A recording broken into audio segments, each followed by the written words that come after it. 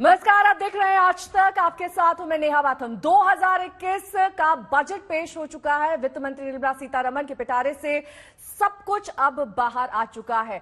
तो क्या ये बजट लोगों की उम्मीदों पर खरा उतरा है? इसी पर हमारी एक खास पेशकश है, जो कि सीआईआई से जुड़े तमाम लोग हमारे साथ गेस्ट पैनल में शामिल होंगे, एक एक करके उनका तारुफ कराएंगे। लेकिन इस वक्त हमारे साथ दो खास मेहमान जुड़ गए हैं।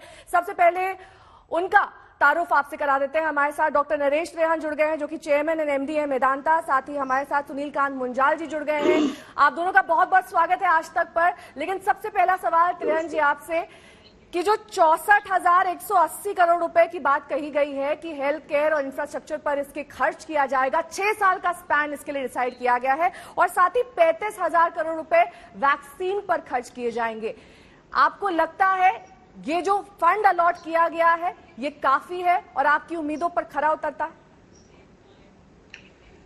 देखो, ये जो नई स्कीम अनाउंस हुई है, पीएम आत्मनिर्भर स्वस्थ योजना, ये जो है ये अभी चलेगी। तो इसके अंदर जितनी एलोकेशन हुई है उसको एब्जॉर्ब करना भी इतना आसान नहीं होगा, क्योंकि इसका इंफ्रास्ट्रक्चर साथ साथ बनेगा। तो हाँ, 64,000 करोड़ काफी पैसा होता है, पर मुझे उम्मीद है कि इससे एक ग्राउंड लेवल पे काफी अच्छा सिस्टम बन जाएगा, जिससे लोगों की स्वास्थ्य को एम्प्लॉयमेंट मिलेगी और जनरल वेलबीइंग मिलेगी, जिससे हमें ये फायदा है कि ये जो स्टैक बनेगा, जिससे हमें आने वाले टाइम में ऐसे जो पैंडेमिक से हम गुजर रहे हैं, जिस बुरे दिनों से निकल रहे हैं, वो उनसे कोप करने के लिए हमारे पास सॉलिड इंफ्रास्ट्रक्चर होगा। सो मेरे हिसाब से तो ये बहुत अच्छी स्कीम है और इसको चलाना भी पड़ेगा, और ज्यादा एलोकेशन चाहिए होगी तो गवर्नमेंट को मेरे ख्याल वो कर भी देगी।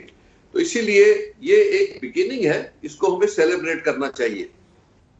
यानी कि आप इसे एक शुरुआत मानते हैं और आने वाले वक्त में देखना होगा कि कैसे इसे अमली जामा पहनाया जाता है और कैसे इसका जो लाभ है, जो स्वास्थ्य लाभ है, वो लोगों तक पहुंचता है। सुनील कांत मुंजाल जी हमारे साथ लगातार जुड़े हैं। सुनील कांत जी, मई 2020 में सबसे पहली बार प्रधानमंत्री ने आत्मनिर्भर भारत का जिक्र किया था। जाहिर तौर पर आत्मनिर्भर भारत बनने के लिए बहुत सारी ऐसी चीजों को इम्पीटस दिया जाना था जो कि अब भारत में ही बनाई जाए, बाहर से इंपोर्ट ना किया जाए।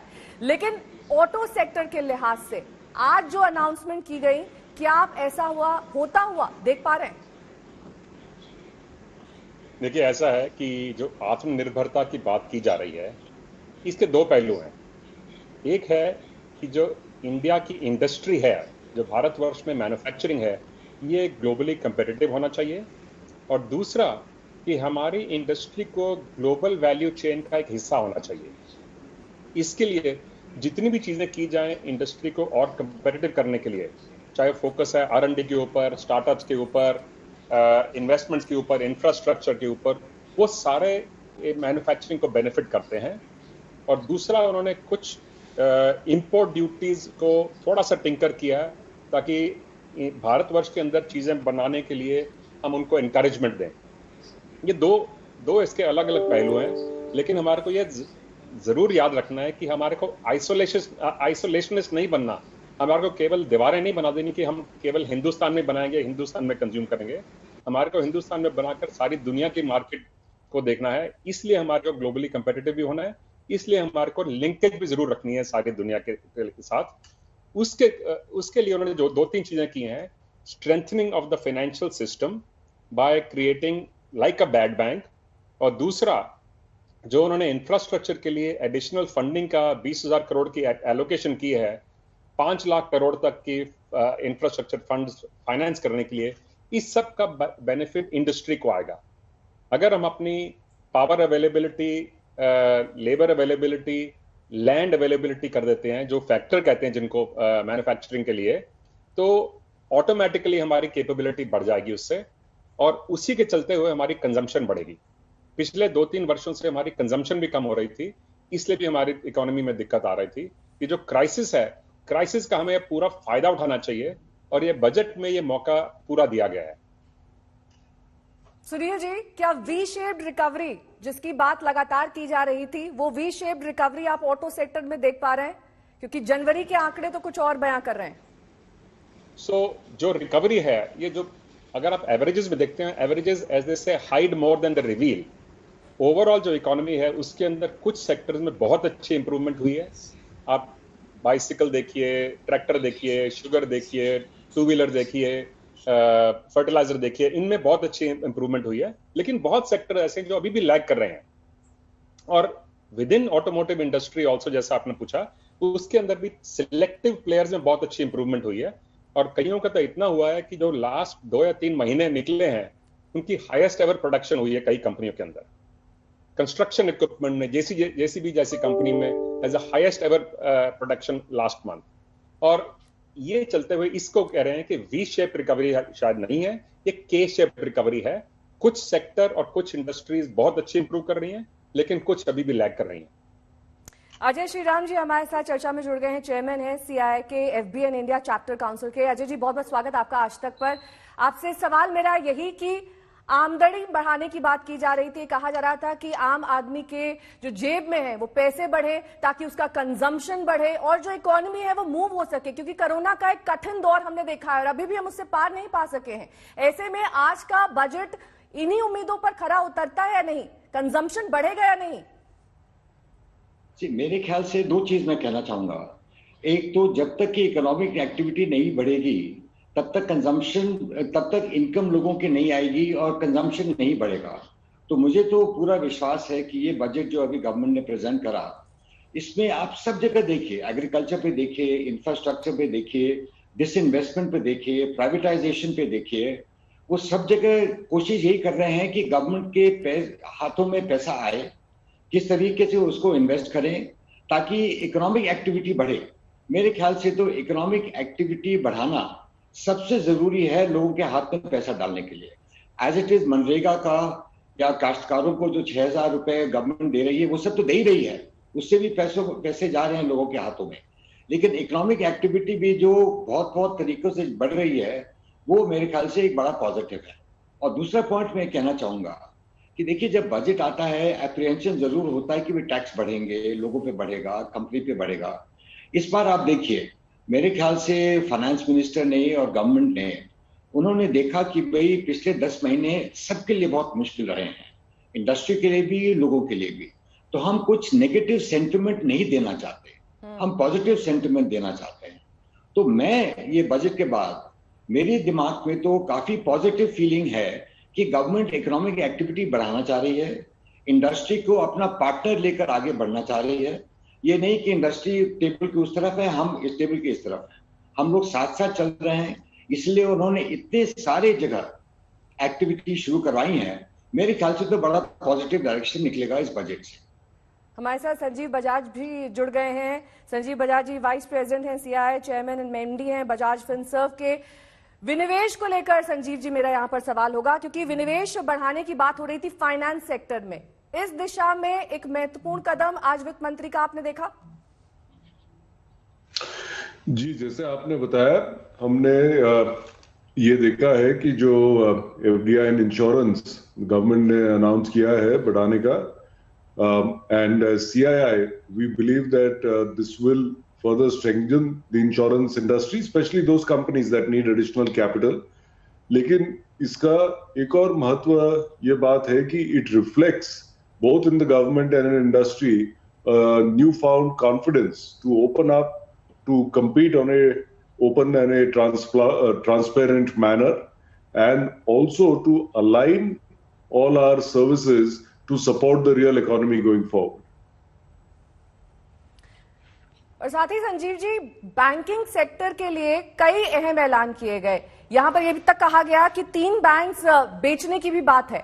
ऐसे में इस सेक्टर को इम्पीटस, एक बूस्ट मिलता हुआ देख रहे हैं आप? जरूर दिखेगा। These plans are very strong plans. CII की तरफ से हम बोलते ही आ रहे हैं कि India has a very good opportunity to grow for the next 10 years, 20 years. लेकिन real economy grow होगी तभी जब financial services economy robust होगी. And these are steps towards that. आज अगर आप देखें तो 70% बैंकिंग पब्लिक सेक्टर बैंक्स के साथ है, and they are stuck with their bad debts. तो उसके कारण they are not able to lend additional credit. Government ने अनाउंस की है regarding an ARC and an AMC जो सेटअप की जाएगी to take away their bad debts, recapitalisation होगा, then some of the divestments जो आपने बताया. So they are freeing up the constraints with the financial services sector and the banking sector right now, which should help us significantly. हमारे सभी खास मेहमान हमारे साथ जुड़े हुए हैं, लेकिन एक बार फिर से त्रेहन जी का रुख करते हुए, क्योंकि त्रेहन जी आप एक ऐसे सेक्टर से जुड़े हुए हैं जिसने बहुत ज्यादा संघर्ष देखा है बीते एक साल में. किस तरीके से मेडिकल इंफ्रास्ट्रक्चर को इंप्रूव किया जाए, उसमें कई सारी चीजें ऐड किया जाए, उसको लेकर जिस तरीके के खर्च की बात कही जा रही थी वो आज हमने बजट में देखा है. ऐसे में आने वाला वक्त हमें इस मुश्किल से निकाल पाएगा जो कि कोविड के दौर में हमने देखी है, क्योंकि वैक्सीन पर भी 35,000 करोड़ के बजट की बात कही गई.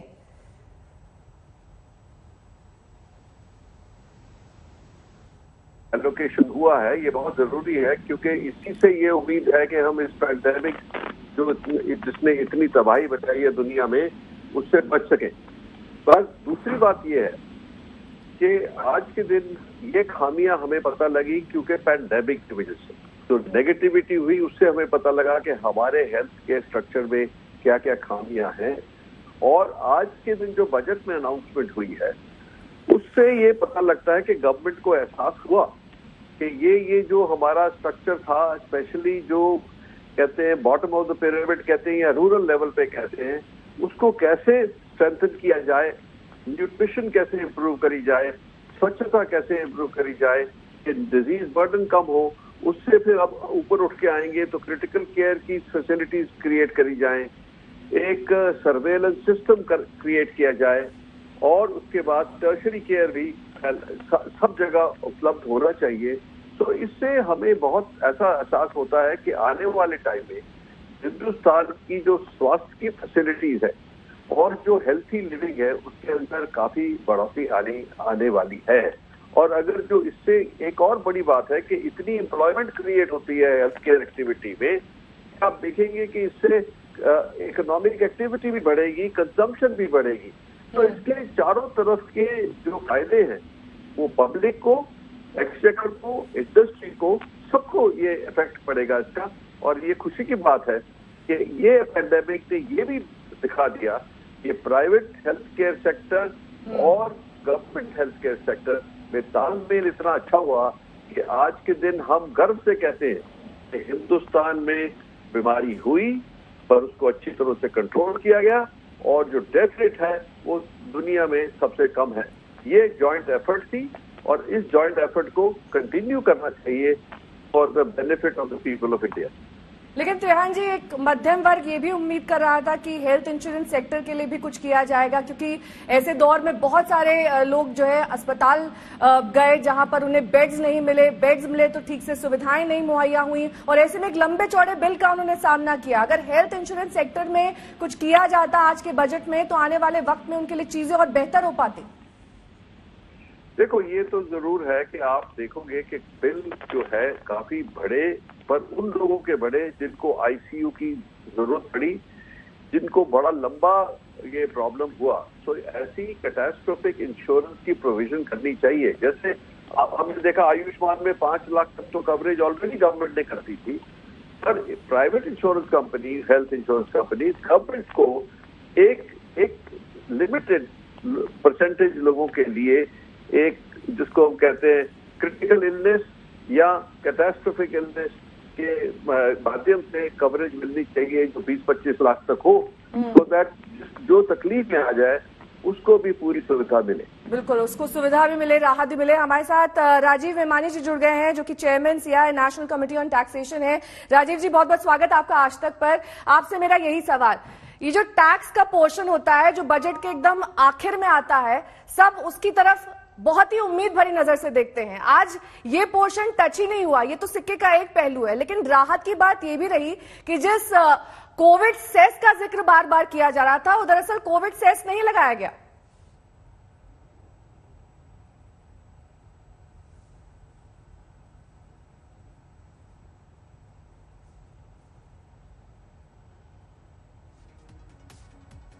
राजीव जी से हम संपर्क दोबारा करेंगे क्योंकि उनका ऑडियो हम तक नहीं पहुंच रहा है, उसको ठीक कराएंगे. लेकिन उससे पहले मेरा सवाल यहाँ पर एक बार फिर से अजय श्रीराम जी से होगा। अजय जी, आज हमने देखा कि 6 पिलर्स ऑफ स्ट्रेंथ की बात की गई। इन 6 पिलर्स के जरिए इकोनॉमी को, इंफ्रास्ट्रक्चर को, तमाम उन चीजों को मजबूती देने की कोशिश की जा रही है जिन्होंने एक तरह का सेटबैक देखा है कोविड के इस दौर में।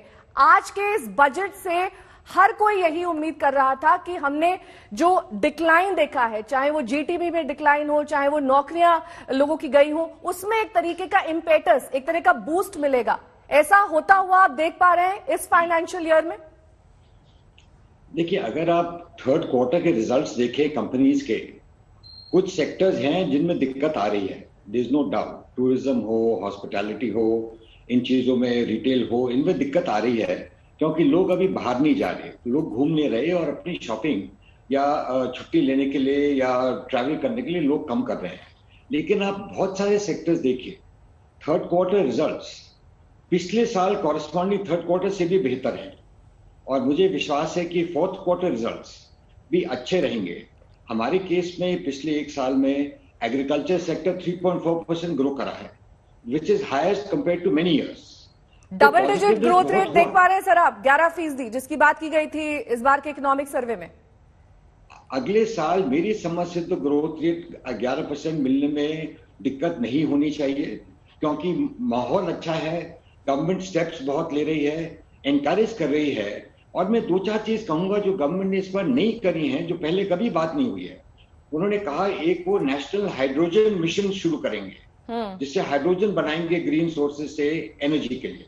उन्होंने कहा एम्प्लॉयमेंट के लिए ऑल लेडीज को, विमेन को नाइट शिफ्ट में आने देंगे, एम्प्लॉयमेंट बढ़ाएंगे। उन्होंने ये कहा कि डिजिटल सेंसस होगा। मतलब इन चीजों की बात कभी पहले होती ही नहीं थी। अब ये बात हो रही है कि ये नई चीजें भी गवर्नमेंट पुश करना चाह रही है, इंडस्ट्री के साथ प्ले करना चाह रही है और इकोनॉमिक एक्टिविटी बढ़ाना चाह रही है। आप ये देखिए, उन्होंने कहा कि LIC का IPO हो जाएगा, उससे गवर्नमेंट के पास पैसे आएंगे। उन्होंने कहा कि इंश्योरेंस में 74% फॉरेन होल्डिंग हो सकती है, उससे पैसे आएंगे। तो मेरे ख्याल से जब तक कि गवर्नमेंट के हाथ में पैसे नहीं हो, उन्होंने जो टारगेट्स दिए हैं इंफ्रास्ट्रक्चर के, रोड्स के, रेलवेज के, ब्रिजेस के, एयरपोर्ट के, मोनेटाइजेशन के, बहुत सारे स्टेप्स लिए हैं। जब तक कि पैसा नहीं होगा, इन्वेस्ट नहीं करेंगे, इकोनॉमिक एक्टिविटी बढ़ेगी कैसे? ठीक है, लौटूंगी मैं आपके पास अजय जी। हमारे साथ राजीव मेमानी जी जुड़ गए हैं। राजीव जी, आपको मेरी आवाज मिल रही है? हाँ, मिल रही है। राजीव जी, मेरा सवाल आपसे यही था कि जिस टैक्स स्लैब्स में राहत की उम्मीद आम आदमी कर रहा था ताकि उसकी जेब में कम से कम थोड़ा बहुत पैसा बढ़ सके, उसका खर्च बढ़ सके, इकोनॉमी को थोड़ा बूस्ट मिल सके, और जिस कंजम्पशन को बढ़ाने की बात हम बार बार कर रहे हैं, उस कंजम्पशन को बढ़ावा देने के लिए कम से कम कुछ ऐसा किया जाए टैक्स स्लैब्स में जिससे उससे राहत मिल सके। ये तो नहीं हो सका, लेकिन एक राहत जरूर कि कोविड सेस नहीं लगा। बैलेंस देख पा रहे हैं आप? नहीं, आप बिल्कुल ठीक बोल रहे हैं। सबको यही अंदाज था कि कुछ ना कुछ टैक्स कहीं ना कहीं बढ़ाएंगे, बट इस बजट की एक खासियत रही है कि बिना किसी को इम्पैक्ट किए हुए, बिना किसी एडिशनल टैक्स के, डायरेक्ट टैक्स के, गवर्नमेंट ने रिसोर्सेज जो रिफॉर्म प्रोसेस है उसके थ्रू किया, डिसइन्वेस्टमेंट कर या बाकी एसेट मोनेटाइजेशन कर और उसको वो लगा रहे हैं कि ज़्यादा कैपिटल एक्सपेंडिचर करने में, ज़्यादा खर्चा करने में। इस तरीके से रूल बना रहे हैं कि भाई बाहर का निवेश ज़्यादा हो, फॉरेन इन्वेस्टमेंट ज़्यादा है। तो इसके कारण जो ग्रोथ आएगी उससे revenue growth, job opportunities, companies की ग्रोथ अच्छी रहनी चाहिए। तो ये बहुत बहुत अच्छा बजट है क्योंकि सबको यही था कि शायद इस बार ये तो उम्मीद नहीं थी लोगों को कि टैक्स घटाएंगे, बट ये ज़रूर उम्मीद थी कि टैक्स बढ़ाएंगे, और वो उम्मीद डेफिनेटली वो उन्होंने नहीं किया और मेरे हिसाब से बहुत अच्छा किया क्योंकि वो थोड़ी बहुत कोविड भी कंट्रोल में आ रहा है, वैक्सीनेशन भी अच्छी चल रही है, इकोनॉमी के आप रिजल्ट्स देखिए, अभी 100 लिस्टेड कंपनीज के रिजल्ट्स आए हैं, काफ़ी अच्छे रिजल्ट्स आए हैं। जरूर ये है कि SME का तबके में फर्क पड़ा है, परफॉर्मेंस अच्छी नहीं रही है, पर वो आस्ते आस्ते उसका ट्रिकल डाउन इफेक्ट स्टार्ट होगा। तो मेरे जो सेस लगाने की बात की गई है, आम आदमी की समझ में ये सेस किस तरीके का इंपैक्ट उनके जीवन में लाएगा? क्योंकि पेट्रोल डीजल पर डायरेक्ट इंपैक्ट तो नहीं होगा, लेकिन किस तरीके से ये जो रोजमर्रा की चीजें हैं उन्हें लेकर इंप्लीमेंट किया जा सकता है? देखिए, मेरे ख्याल से तो गवर्नमेंट ने बड़ी अच्छी तरीके से करा है कि अपने ही कॉफर में से सेस को अलग से सेग्रीगेट कर रहे हैं। तो जैसे आप ठीक कह रही हैं कि ये किसी पे, नॉर्मल आदमी पे और कुछ बर्डन नहीं पड़ेगा। लेकिन उन्होंने ये करा है कि एग्रीकल्चर और इंफ्रास्ट्रक्चर सेस जो लगाया है वो दिखा रहे हैं, और ये उनकी इंटेंशन दिख रही है कि वो रूरल इंडिया में ये इंफ्रास्ट्रक्चर को, डेवलपमेंट को और इरिगेशन को भी आएगा, पानी का भी आएगा, बिजली का भी आएगा, सब चीज आएंगी। और हमें याद रखना चाहिए 60% भारत की पॉपुलेशन रूरल इंडिया में रहती है। कम से कम हमारे पास 14 करोड़ फार्मिंग फैमिलीज हैं, तो उनके लिए तो जो कुछ भी करे पूरा नहीं है। तो ये जो डायरेक्शन गवर्नमेंट ले रही है सेस लगाकर, जो एक अपने कॉफर से बाहर निकालकर एक और हेड में दे रही है जहां पे वो खर्च करेंगे रूरल इंडिया के लिए, मेरे ख्याल से ये सेस उन्होंने बड़े सेंसिबल तरीके से करा है। उनका मैसेज मेरी समझ से तो ये है कि हम आम आदमी के ऊपर कोई प्रेशर नहीं बढ़ाना चाहते हैं, हम किसी के ऊपर प्रेशर नहीं बढ़ाना चाहते हैं, हम सेंटिमेंट पॉजिटिव रखना चाहते हैं, हम एनकरेजमेंट देना चाहते हैं इन्वेस्टमेंट के लिए। हम आपके लिए साथ हैं, आपके साथ काम करेंगे, आप इकोनॉमिक एक्टिविटी बढ़ाइए, काश्तकार अपना काम बढ़ाए। उन्होंने जैसे कहा है, गवर्नमेंट ने कहा था कि वो वैल्यू एडिशन रूरल इंडिया में करना चाहते हैं, एग्रीकल्चर में value addition means food processing, जिससे काश्तकार को और पैसा मिलेगा। तो ये डायरेक्शन उन्होंने 4-5 जो ली हैं, मेरे ख्याल से तो सही डायरेक्शंस है। और इसी तरीके से रूरल इंडिया में भी, अर्बन इंडिया में भी मनरेगा भी ठीक है, वो भी चल रहा है काफी। तो इससे पॉजिटिव डायरेक्शन, और गवर्नमेंट तो स्पेंड करना ही चाह रही है और इकोनॉमिक एक्टिविटी पुश करके और एक्सपेंडिचर होगा। ठीक है, और हमारे साथ राजीव मेमानी जी भी लगातार जुड़े हुए हैं। राजीव जी, जिन टैक्स सुधारों की बात की जा रही थी, लगातार ये कहा जा रहा था कि करेक्शन की जरूरत है, वो करेक्टिव स्टेप्स लिए गए हैं इस बार के बजट में? हाँ, कई सारे लिए गए हैं। जैसे उन्होंने एक चीज ये लोगों को रखता था कि आप असेसमेंट्स 8 साल तक खोल सकते हैं, कई 6 साल तक खोल सकते हैं, कई 10 साल तक खोल सकते हैं, वो उन्होंने उसको कम किया है। जो जिनकी इनकम किसी लिमिट के नीचे है वो डायरेक्टली जा सकते हैं सेटलमेंट के लिए। दूसरा, उन्होंने सेटलमेंट कमीशन बंद किया है, एआर बंद किया, और एक नई रेजिम निकाली है कि जिसमें आप डायरेक्टली अप्रोच कर सकते हैं। एक गवर्नमेंट एक नया बोर्ड बना रही है जिसको आप डायरेक्टली अप्रोच कर सकते हैं अगर आपको एडवांस रूलिंग चाहिए। एक ये लोगों को बहुत इशू था कि डिविडेंड जो रीट और इनविट में लोग करते थे, उनको टैक्स लग रहा था, टीडीएस लग रहा था, वो उन्होंने उसमें हटाया है। बाहर के जो फॉरेन इन्वेस्टर्स कर रहे थे, उनको कई बार जो एक कोर्ट का रूलिंग आया था कि उनको लोअर टैक्स ट्रीटी का बेनिफिट नहीं मिल रहा था, तो वो भी दिया है। तो जितना हेल्प कर सकते थे, कई तरीके से उन्होंने हेल्प किया है। और इस बार अगर आप देखें तो बहुत सारी चीजें, जैसे फेसलेस असेसमेंट है, वो उन्होंने बहुत सारी चीजें साल के थ्रू करते गए। मेन चीज अब इसमें यह है कि उसका जैसे फेसलेस असेसमेंट है, वो उससे इतना फायदा हो सकता है अगर वो ठीक से इम्प्लीमेंट हो, और वो उन्होंने अब ट्रिब्यूनल्स में भी जोड़ दिया है उसको। अगर उसको ठीक से इम्प्लीमेंट कर दें तो वो अपने आप में ही बहुत बड़ा चेंज है। सो जो काफी सारे चेंजेस, कई सारी चीजें पहले भी हो गई थी, अब मेन चीज है कि वो कैसे इम्प्लीमेंट होती है ग्राउंड में। अगर वो ठीक से हो जाए तो बहुत बड़े बड़े चेंजेस है। जमीनी तौर पर इसे कैसे इंप्लीमेंट किया जाएगा, इस पर सबकी नजर बनी रहेगी। संजीव बजाज जी हमारे साथ लगातार जुड़े हुए हैं। संजीव जी, जो टैक्स हॉलिडे एक्सटेंड की गई है अफोर्डेबल हाउसिंग के सेक्टर में, क्या इस सेक्टर को बूस्ट मिल पाएगा? क्योंकि एक हमने मंदी का दौर तो नहीं कहेंगे, जो बाइंग थी उसमें थोड़ा सा डिक्लाइन देखा था कोविड के दौर में, खास तौर पर लोग अफोर्डेबल हाउसिंग का सेक्टर हो या फिर यूं कहें कि पूरा जो इंफ्रास्ट्रक्चर था उसमें हमने देखा कि कहीं ना कहीं कमी आई थी बाइंग में। अब इससे इम्पीटस मिलेगा, बूस्ट मिलेगा? पैंडेमिक की जो पहली 3-4 महीने थे उसमें तो क्लियरली बाइंग में फॉल थी, लेकिन अगर आप उसके बाद देखें जो बेनिफिट्स हाउसिंग को मिली, और सर्टेन स्टेट्स, अगर जैसे महाराष्ट्र आप देखें तो स्टैम्प ड्यूटी जो रिड्यूस की गई थी, उसके कारण there was a fillip that came to housing. और ये जो 1 साल की एक्सटेंशन दी गई है at a time when the economy has started to recover, clearly should make a big difference, क्योंकि उतनी एडिशनल कॉन्फिडेंस आएगी इकोनॉमी में।